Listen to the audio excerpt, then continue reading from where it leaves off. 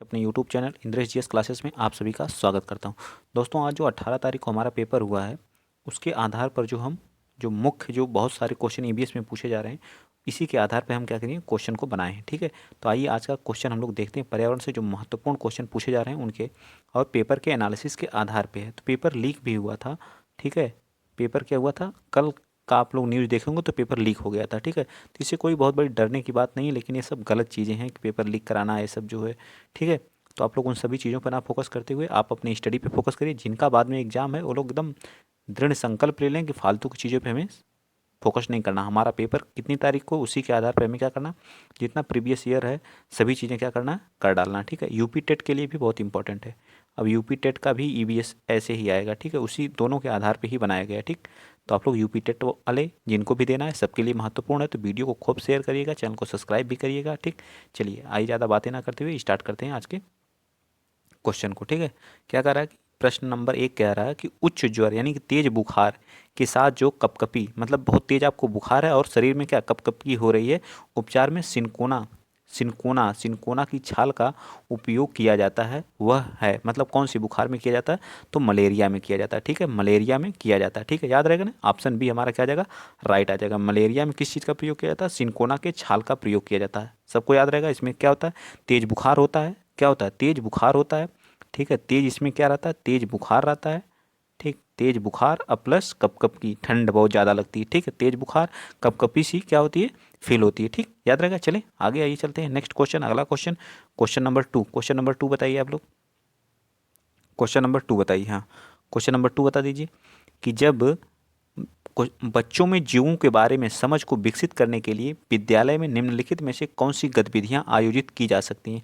मतलब विद्यालय में जो है बच्चे की जो समझ को विकसित करने के निम्नलिखित में से कौन सी गतिविधियां कर सकते हैं। विद्यार्थियों से जीवों के बारे में एक अध्याय को पढ़ने के लिए कहेंगे, वन्य जीव पर एक क्या करेंगे, फिल्म चलाएंगे, चिड़ियाघर की यात्रा योजना बनाएं और बच्चों को विभिन्न प्रजातियों और उनके आवास के बारे में जानकारी में क्या करें, मदद करें, छात्रों से अपने पसंदीदा जानवर के। तो सबसे सटीक आंसर क्या हो जाएगा, सी पार्ट इसका क्या हो जाएगा, राइट आंसर हो जाएगा। क्या हो जाएगा, सी पार्ट इसका क्या हो जाएगा, राइट आंसर हो जाएगा। ठीक है, आई होप मैं आशा करता हूँ कि सारी चीज़ें आपको क्या होंगी, समझ में आ रही होंगी। ठीक है, तो सबसे पहले अगर बच्चे के अंदर वो चीज़ें विकसित करना है तो उसे यात्रा पे, चिड़ियाघर की यात्रा पर ले जाइए और उसके बारे में और जितनी भी प्रजातियाँ जानवर हैं उन सभी के बारे में उनको जानने में क्या करिए, उनकी मदद करिए। तो सी पार्ट हमारा क्या जाएगा, यहाँ देखिए सी पार्ट हमारा क्या राइट है। चलिए ये सभी जो प्रीवियस ईयर के जो क्वेश्चन पूछे जा रहे हैं उन्हीं के आधार पर मैंने बनाया है। ठीक है, एक मिनट, आप लोग तो ऑप्शन देख ही जा रहे हैं। ठीक है, चलिए बताइए। कक्षा 4th का एक लड़का है, मतलब एक ईवीएस शिक्षक जो विभिन्न प्रकार के पशु सरीसृप उभयचर, जो सरीसृप भी उभयचर हैं का एक वीडियो दिखाता है और उनके बारे में चर्चा करता है। इस गतिविधि का सबसे उपयुक्त उद्देश्य छात्रों का ध्यान की ओर किसकी ओर आकर्षित करना, बताइए। पशुओं को भोजन दिखाने, पशुओं और उनके जीवन में विभिन्न भिन्नता का निरीक्षण करने, पशुओं के नाम, पशुओं के महत्व, बताइए। तो क्या है, पशुओं के जो है क्या करने के लिए, पशुओं और उनके जीवन की विभिन्नता के बारे में। अभी 4 हो गया तो आप इसमें देखिए बी है। फिर आपको पेपर कैसे दे रहा है देखिए, फिर ऑप्शन कर रहा है 1 2, एक मिनट, ऑप्शन देखिए मैं बता दे रहा हूँ कैसे कर रहा है जिन लोगों का आगे एग्जाम, फिर ऐसे लिख दे रहा है। ठीक है, 1 2 3 4 ए तो दिया है। अब यहाँ क्या कर दे रहा है, अब लिख रहा है ये इसका ए है, इसका कौन सा है, सी है, ए बी है और ये कौन सा है, ए डी है। ठीक, ऐसे लिख देते। अब आप इसमें तो ई बी सही है तो आप इसका कौन सा मारेंगे, सी आपका राइट होगा। यहाँ पे आंसर आप देंगे हमारा कौन, थर्ड वाला हमारा क्या है, थर्ड क्या है, राइट है। ठीक है, थर्ड क्या है, राइट है। ठीक है, इस तरह से ऑप्शन दे रहा है, इसमें आपने किया फिर इसके बाद आपको यहाँ भी फिलअप करना है। ठीक, चलिए आगे चलते हैं। नेक्स्ट अगला क्वेश्चन बताएंगे। वसा जिसको फैट बोलते हैं इंग्लिश में। ठीक है, वसा जिसको क्या बोला जाता है, फैट। बताइए अगला क्वेश्चन, क्वेश्चन नंबर 4 बता दीजिए आप। क्वेश्चन नंबर 4 क्या कह रहा है, वसा का प्रमुख स्रोत है, बताइए। तो वसा में क्या, अंडा, मांस, अखरोट या खाद्य तेल। क्या है, गाजर है, टमाटर है, दूध है, क्या है, राइस में पाया जाता है, ओट्स में, सलाद में, दलिया में या नींबू। आंवला क्या हो गया, आंवला तो किसका स्रोत होता है, आंवला जो खट्टी चीज़ है, स्कॉर्बिक एसिड पाया जाता है। ठीक है, अंडा, मांस, अखरोट, तो बताइए कौन सा है, आप लोग जल्दी बताइए कौन सा। तो सबसे सटीक आंसर, हरी सब्जी में कौन सी विटामिन ए पाई जाती है। ठीक है, हरी सब्जी में कौन सी, इसमें विटामिन ए। ठीक है, कौन सी विटामिन, एक मिनट, ठीक है, विटामिन विटामिन ए पाया जाता है, ठीक है, हरी सब्जियों में। तो ये तो होगा नहीं, तो सेकंड पार्ट वैसे गलत हो गया। सलाद में भी विटामिन ए पाया जाता है, नींबू में विटामिन सी पाया जाता है, संतरे में, आंवले में। तो हमारा ये पार्ट क्या हो जाएगा, सबसे सटीक होगा। तो ये पार्ट हमारा क्या हो जाएगा, राइट आंसर हो जाएगा, ठीक है। चलिए नेक्स्ट चलते हैं।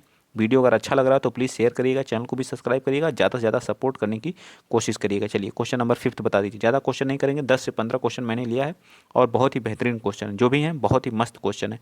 पर्यावरण अध्ययन की कक्षा में बच्चे के अनुभव को महत्व देना चाहिए, क्योंकि क्या बच्चे, जब बच्चा पर्यावरण की शिक्षा में उसके अनुभव, जो पुराने अनुभव, उनको महत्व देना चाहिए। बच्चों को अपनी बात बताने में आनंद आता है, ये यहाँ पे सटीक नहीं हो। बच्चे, इससे बच्चों का आदाई कौशल परिमार्जित होता है, अभिव्यक्ति के कौशल का विकास होता है।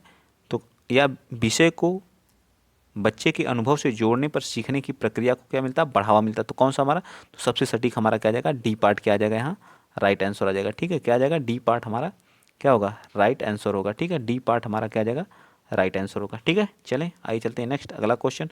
क्वेश्चन आप बताएंगे, क्वेश्चन नंबर कौन सा बताएंगे आप, क्वेश्चन नंबर 6 बता दीजिए। चलिए, कक्षा 5th का कोई ईवीएस की पाठ्य पुस्तक किसी भी पाठ्य में सोचिए और चर्चा कीजिए।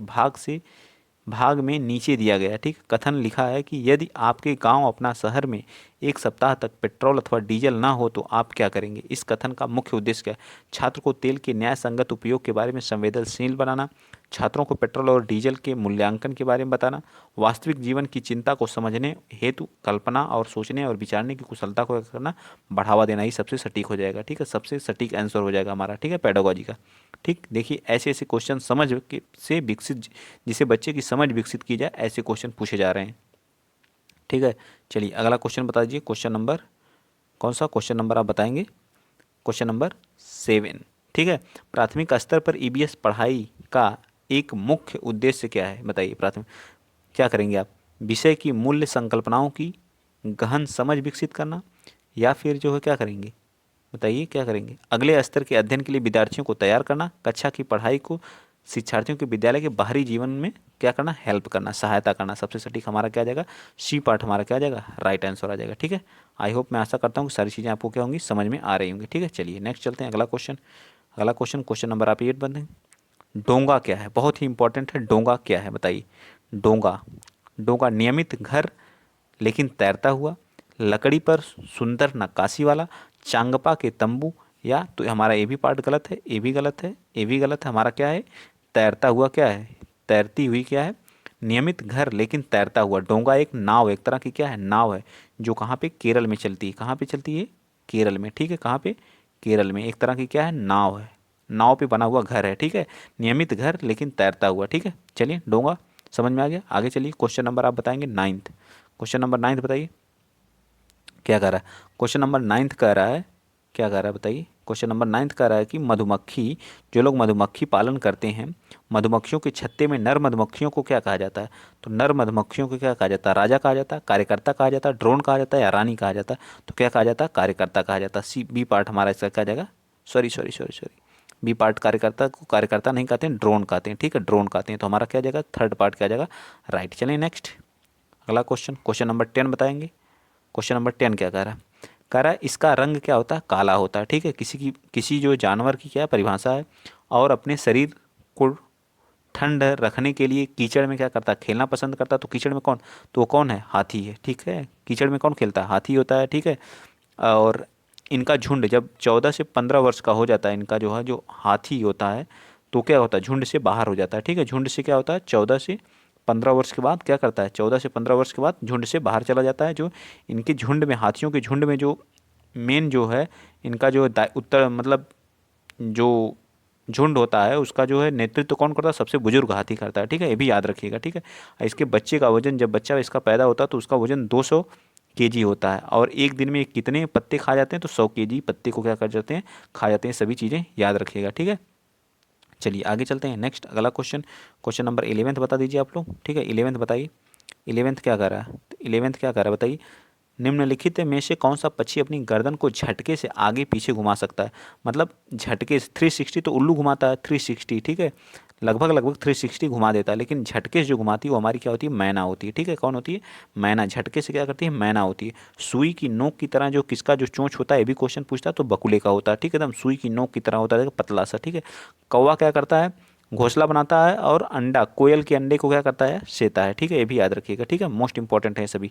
चलिए आगे चलते हैं, क्वेश्चन नंबर 12 बता दीजिए। क्वेश्चन नंबर 12 क्या कर रहा है? क्वेश्चन नंबर 12 कह रहा है कि नीचे दिए गए सभी जानवर निम्नलिखित में से कौन सी विशेषता पाई जाती है? छिपकली, छिपकली, गौरैया में, कछुआ में या सांप में, बताइए कौन सी? तो छिपकली, गौरैया, कछुआ, सांप। सांप भी अंडा देता है, ठीक, क्या करता है? अंडा देता है, ठीक है, अंडा देता है और रेंग कर चलता है, ठीक है, सरीसृप है, सरीसृप इसको बोलते हैं। क्या है? सांप क्या है? एक सरीसृप है, अंडा देता है। कछुआ, कछुआ क्या है? कछुआ जो है जल में भी रहता है और क्या रहता है? स्थल पे भी रहता है, ठीक है। गौरैया एक चिड़िया है, उड़ती भी है और अंडे भी देती है, ठीक है।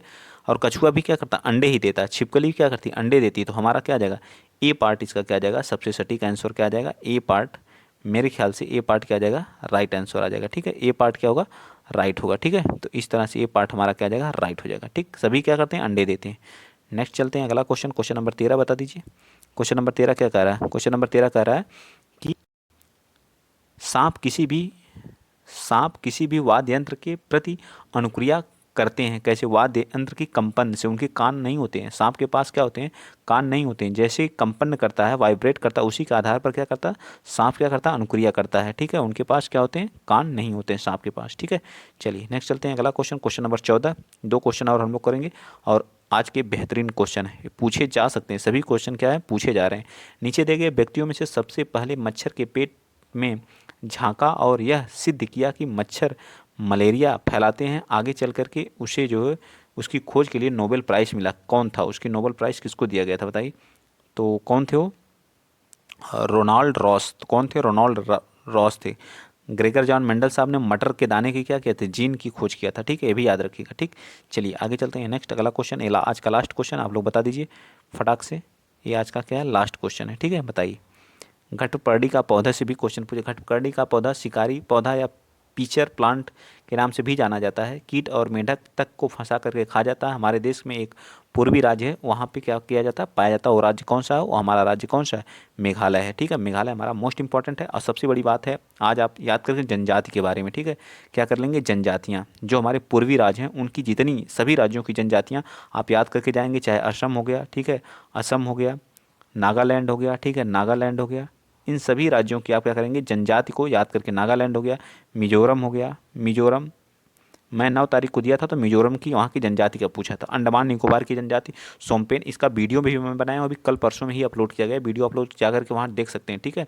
तो आप लोग वीडियो को शेयर करिए, चैनल को सब्सक्राइब करिए, ज़्यादा से ज़्यादा सपोर्ट करिए। यूपी टेट के लिए भी आप क्लासेस स्टार्ट हो गई, तो आप यूपी टेट के लिए भी क्लास लेना स्टार्ट कर दीजिए, ठीक है। आज के लिए इतना ही। जय हिंद, जय भारत।